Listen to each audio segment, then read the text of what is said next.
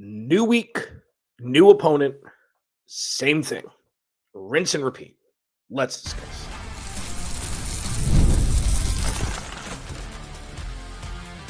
You are Locked On Cardinals, your daily Arizona Cardinals podcast. Part of the Locked On Podcast Network, your team every day. Cardinals. Thanks for making Locked On Cardinals your first listen. Part of the Locked On Podcast Network. Now, the number one sports podcast platform. Because of you guys. So thank you. The Cardinals host Atlanta this week. Rinse and repeat. What does that mean? I'll discuss. Marv logged his third straight practice today. What's the offense going to look like with all Marvy baby out there? And the keys to victory, per usual, to wrap up this week. Today's episode of Locked On Cardinals is brought to you by Game Time. Download the Game Time app, create an account. Use code LOCKEDONNFL for $20 off your first purchase. So here's the thing, man. Same stuff, same thing, rinse and repeat. Yes, the old adage, rinse and repeat. What does it mean in this instance? Let's break it down. Shall we? It's the same game plan. Throw the ball a lot because you can't run it as well. Defense rush the passer. Hashtag analysis. Now, it's a lot more nuanced this week because the offense for the Falcons looks very different with Drake London active, which he will be on Sunday. Reading reports today that Raheem Morris said he's going to play. He's going to push through it. So, not only does that enact a little bit more production necessary from Garrett Williams and Will Johnson, whoever's lining up alongside him, on top of Kyle Pitts, who's seemingly having a career renaissance this season when Kirk Cousins is taken over, and then Bijan Robinson could be the best running back in football. Okay? So this magnifying glass, the brightest lights will be on the defense on Sunday.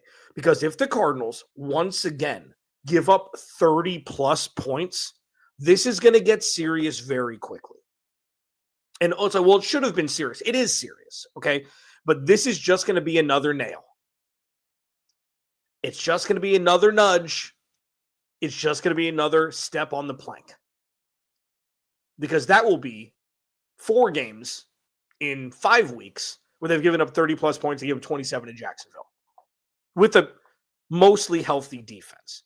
And I've failed you by saying that the roster has been injured. The majority of the defense of late has been healthier than not. You know, Walter Nolan's missed a couple. Max Melton's been out. Taylor Demerson's been out. Mac Wilson's been out. But by and large, the best players have been healthy, and the Cardinals have been giving up a whole lot of points. Yes, I still will concede that the offense not being able to run the ball is problematic for the defense, and getting rest and giving up those garbage time touchdowns like they had against San Francisco and like they did against the Rams. Like, you know, Houston put it on them right away. So that's, you know, a little bit of a different story. But with Drake London active, it's great for the Cardinals because we're going to see, again, an offense fully healthy. Say what you want about Kirky baby, but he's been slinging it. So that rinse and repeat. Get after the quarterback. Try not to get absolutely torched on the ground. Before we pivot to the offense, let me tell you about these numbers again. So since week 9, the Arizona Cardinals are giving up 148 yards per game on the ground on average. And none of the teams that they played have a top 5 rushing offense. In fact, Houston had the 23rd, the Rams had the 8th, the Bucs had the 21st, the Jags had the 16th, the 49ers had the 25th, the Seahawks had the 22nd, the Cowboys had the 15th. Now, that was at the end of the game with Houston obviously not putting into play last night's game with Seattle and the Rams. Not great. And Bijan Robinson, to me, is the best running back in football. The most complete for sure. Because not only is he going to eat your lunch on the ground, but he's great in the passing game. Elite in the passing game. And the offense looks very different with Kirk as it did with Michael Penix. They used him a lot more as a wide receiver, Bijan, than they have in a more traditional offense with Kirk. But he had 8 receptions for 80-plus yards last week. So the game plan here is going to be stop Bijan and hope they can contain Drake London with a safety bracketing him over the top. You would assume that's going to be the game plan in some capacity. Now on offense, rinse and repeat. Trey, Michael Wilson, and Marv. I will dive deeper into red flags, green flags that that's going to look like on Sunday with what we see with, 2026 in our sights with Marv, Michael, and Trey all on the field. And looks like, and Michael Carter's going to get his first start of the season, which seems commonplace at this point of the year over the last couple of years. This is when Michael Carter is the RB1 for the Cardinals because everybody's hurt. But on offense, rinse and repeat, Jacoby Brissett's going to throw the ball a bunch. This pass rush is very underrated.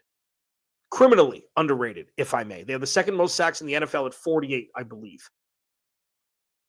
They have the second most sacks. I believe it's 48. James Pierce, Jalen Walker, 2 first-round picks.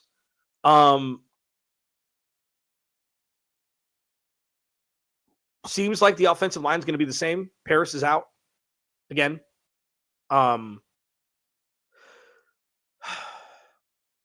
This is the same conversation we've had for 2 months. You know what the game plan is? If you can execute it, if you can get some takeaways, you'll be in a position to win. And luckily, the one storyline that could have really been just that extra little gut punch is if the Cardinals if they win, if the Cardinals beat Atlanta, that would give the Rams a leapfrog in the draft next season. But luckily, Atlanta beat Tampa Bay last week, so there is a 2-game buffer, which is fantastic. And that's just an ancillary thing. I'm not hoping the Cardinals lose by any stretch. There are jobs on the line, whether you want to think that Jonathan Gannon's already lost his job or he should, or, if they win and you can have kind of a reprieve during this mishmash Travis mockery the last month of the season. Either way, what you believe doesn't matter. Like, everything matters, but you want to win games. Jobs are on the line. In some form or fashion, we don't know the capacity. We don't know on the spectrum of out versus back, but jobs are on the line. Elevators are on the line. Stats are on the line, things like that. There's no way that these players are going to be taking the week off. But the rinse and the repeat thing, it seems lazy, but it's the same thing. Jacoby Brissett's going to have to throw the ball 40 times. Hopefully Michael Carter can get some sort of push. Maybe he's a better running back than Bam Knight. We'll see. You hope. You hope that he can tote the rock 20 times for 100 yards and a touchdown. It can balance things out that we haven't seen when the Cardinals are rushing the ball between, 30 and for 50 to 75 yards a game. It's not even close to the spot that's necessary to have a competent offense, which in turn will have more of a balanced push and pull from their Cardinals offense and defense. This is a game that if the Cardinals defense is leaky, Atlanta 100% could put up a 40-burger. 100% could put up a 40-burger. In Madden, on easy, there'd be 100 points, 300 points scored in this game.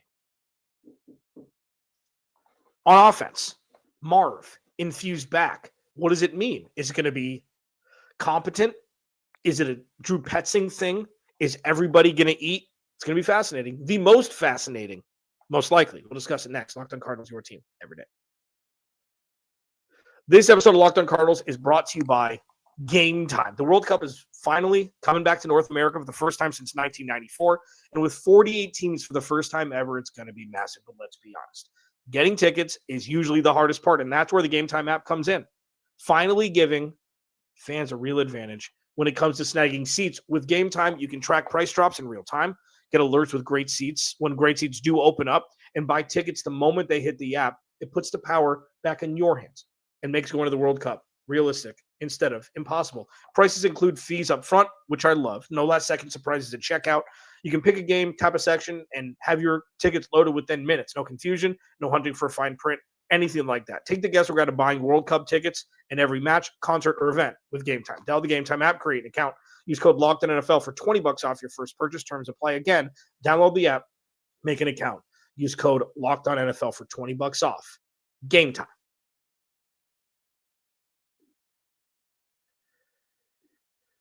Thanks for making Locked On Cardinals your first listen of the day, and thanks for making Locked On the #1 sports podcast network. If you haven't already, go check out our new Everydayers Club.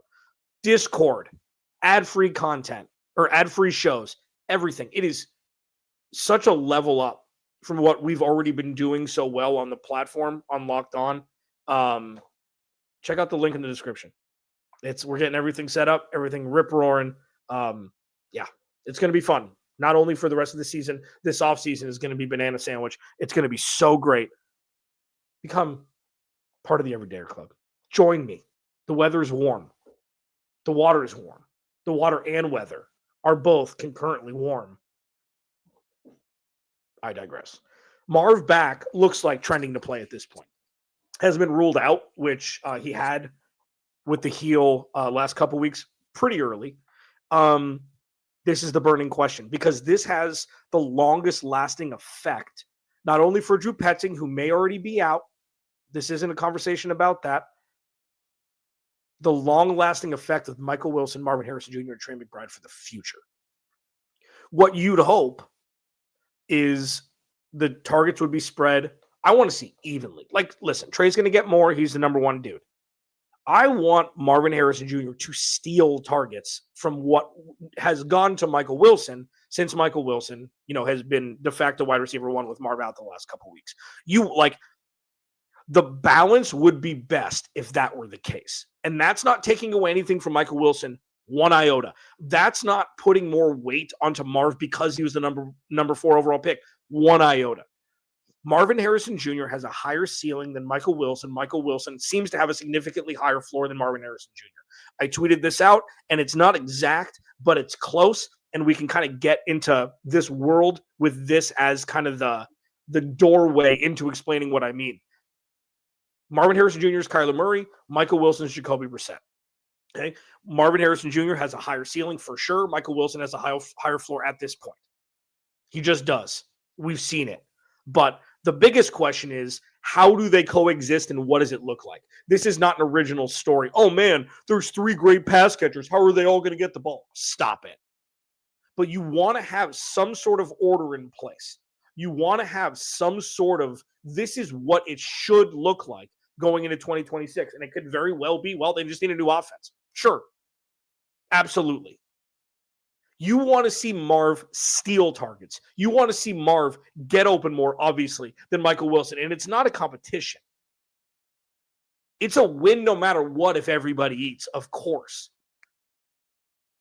But to tap into the special of Marv that we have seen at times this year, alongside the metronome that is Michael Wilson, on top of the conductor that is Trey McBride, that's where you want to win. That's where you want to eat. And this is a defense that can be had. And Cincinnati definitely next week also, even though they're going to be in the frozen tundra. We'll see if it's going to be 39 inches of snow in Cincy next week. But this is the popcorn side for me. The defense has talent. It's not working. Don't know. At this point, there's a point of no return for the defense. After that Dallas lockdown game on the road on Monday Night Football, they haven't been good. They haven't even just been bad. They've been really bad for a large portion since week 10, outside of the 4 takeaways against Jacksonville that didn't matter because they lost anyways. With the offense, there's more unknown there, but more excitement because it's unknown, and you've seen it so many different ways. And Michael Wilson's been a vision. Trey McBride has been elite. He's all pro. He's going to be all pro in perpetuity. But to lock in a must-extend Michael Wilson this offseason situation, which you'd love because then you'd have your top 3 pass catchers. You want to see him and Marv coexist. If Trey had 3 catches for 20 yards and the other 2 dudes 8, I'd much rather that than Marv and Michael Wilson split 10 receptions and 100 yards between the two of them one way or another. Like, you don't need to see Trey do anything anymore to prove anything. And I think that's the most obvious statement I've ever made on this show. You'd like to see all 3. You'd like to see Trey for 7 for 60 and a touchdown, and Marv 7 for 90 and a touchdown, and Michael Wilson, 6 for 80. You'd love to see that. The dispersion of targets and receptions and yards and touchdowns, it's a collective at this point. That's what you want it to be. It doesn't always have to be Trey 1 and Marv 2 or Trey 1 and Michael Wilson 2, anything like that. You want to see the total yardage, 90% of passing yards, go to those 3 guys in some sort of balanced form or fashion, and not just like, oh, you got to make it fair. No. You want those guys to win at a 33% level above the other two guys on any given play, so they deserve the target on that play because they're the one who has the leverage and they're the ones who's open. That's what you want. You want the coexistence of three borderline elite, one obviously all-world, and two guys who are confusing at this point. Michael Wilson, it seems to be scheme. It seemed that Kyler Murray couldn't get him the ball. It's just what it was. Like, it's not good, not bad. This is what's happened now. It didn't happen when Kyler Murray was here for the first 2 years of Michael Wilson's existence. You want to see what the rule is and not any sort of exception to the rule for the last 3 games of the year. You hope all 3 are healthy. You hope all 3 can produce. And it's a good situation where you have Atlanta at home and then you have Cincy on the road to see really 2 60-minute games. Obviously, every game is 120 minutes of those 3 dudes all on the same field to see what you got. And with just, I've said this for months now, so other people will probably start catching up. You're rolling with Jacoby Brissett next year, for the most part. This quarterback draft class is bad. The NIL is making it a lot easier for juniors to go back for their senior year, transfer, make $4 million, whatever it is. So the Cardinals are going to have a real conversation like, how is it going to be better than Jacoby Brissett? You give him a run game, maybe give him a new OC, and you've got your weapons. Cool, rip it. But the next 3 games are going to be very telling. This is going to be the momentum going into next season, numbers-wise. Yes, he's lost a lot of games, 100%. Yes, the majority of it isn't his fault. Yes, the limitations that he has running the ball may handcuff this offense to be more one-dimensional, but also they couldn't run the ball, so what else? What the hell else do you want? He's been wildly efficient for a dude who has to drop back between 45 and 55 times a game. So you can hate Jacoby Brissett because you love Kyler Murray and say that they're losing no matter what, and that's fine, to each their own 100%. The raw numbers show Jacoby Brissett has been well above average since taking over, and they just haven't been winning games. Quarterback wins. It's an interesting stat. And that's not, defending Jacoby Brissett. It's just like, listen, we got to see what this offense is going to look like with a very good chance that he's going to be quarterback in 2026. And it could be a lot worse. Look around the NFL. So going into Sunday, the biggest thing to watch for me, and I did in the second segment because you got to set the stage for the entire team, 1-53. This is the fun stuff. This is the nerd out football stuff. What you want to see that is a green flag above all else. Dispersion of targets, dispersion of receptions, dispersion of yards, dispersion of touchdowns. And not to make everybody kumbaya so everybody's happy and everybody gets their run. For each of those 3 dudes to eat and get leverage and get separation more than the other 2 on any given play in a situation where the dispersion is close to equal. That's a win. 7 receptions for all 3 of them, amazing. 80 to 100 yards for all 3 of them, amazing. That's what you want. The red flag is predominantly for me just between Marv and Trey. Just between Marv and Michael Wilson. I think that's pretty obvious. If Trey goes 2 for 20, it's like, oh, Trey McBride, not an all-pro. That's not going to happen. And if that did happen, that's the best of all evils. But the red flag is Marv 2 for 20. Michael Wilson 7 for 100. That's the big one for me. And maybe that just means Michael Wilson's a better receiver. We don't know yet. For those that say he's always been wide receiver 1, it's easy to say that when you already have the results. Marv hasn't played. He's shown really good flashes this year. I've never looked at it with the extra, he's a 4th overall pick, so it's got to be better. I don't. How's Malik Landers doing? Oh, he's been hurt for the first 2 years of his career? Okay, let's chill.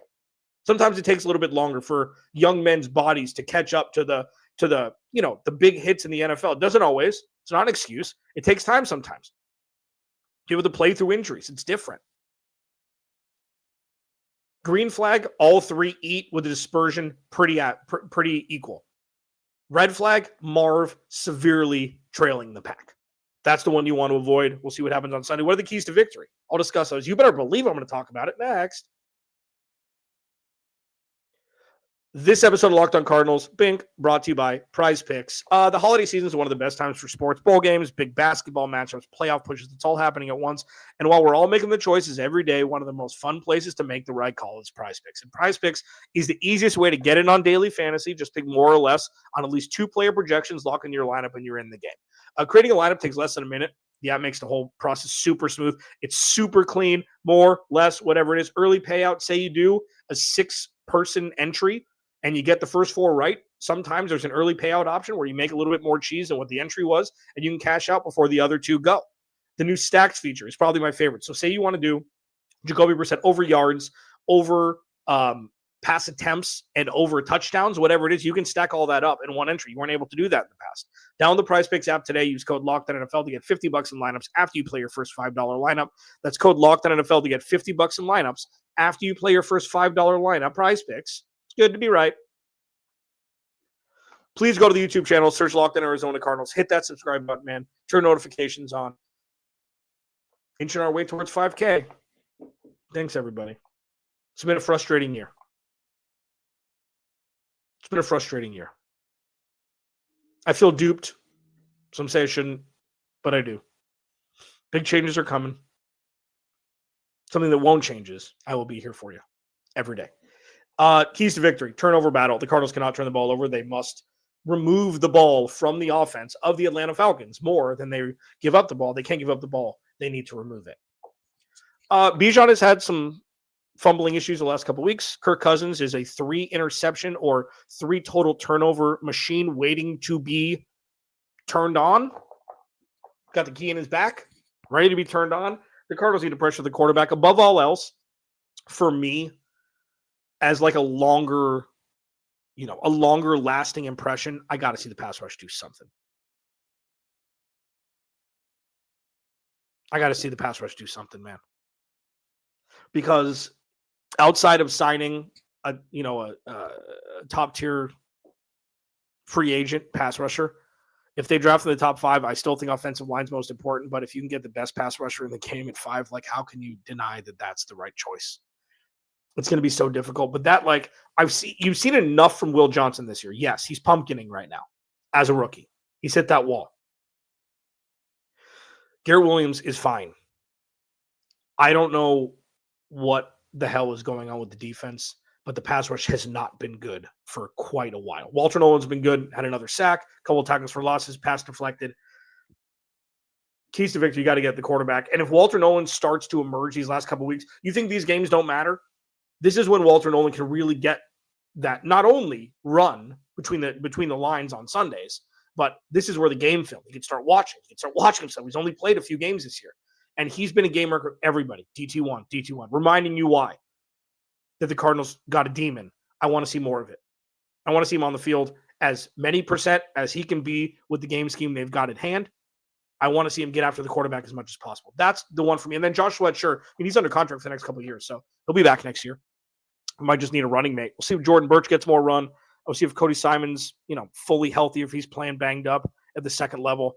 But yeah, turnover battle, get after the quarterback, and then really quadrupling down on what I talked about last segment. It's like, we got to see Marv and Michael and Trey coexist.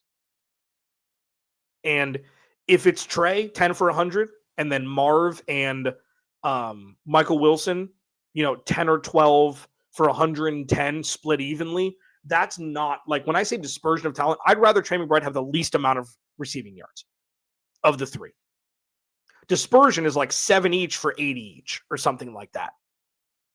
What you don't want is Marv and Michael Wilson to split wide receiver 1 numbers like we saw the last time Marv played.